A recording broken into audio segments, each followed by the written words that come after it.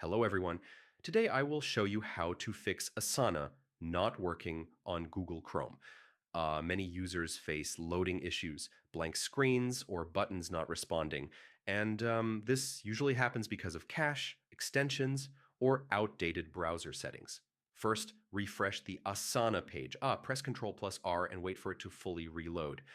Small glitches often fix here. Step 1, clear Chrome cache and cookies. Corrupted cache can stop Asana from working. Go to Chrome settings, greater than privacy and security, greater than clear browsing data, and clear cache and cookies. Step 2, restart Google Chrome.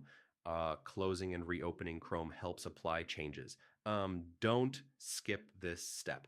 Step 3, disable browser extensions. Ad blockers or privacy extensions may interfere with Asana. Turn them off temporarily and test again.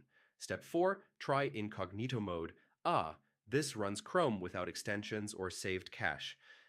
If Asana works there, an extension is the problem. Step 5, update Google Chrome. Outdated Chrome versions may cause compatibility issues.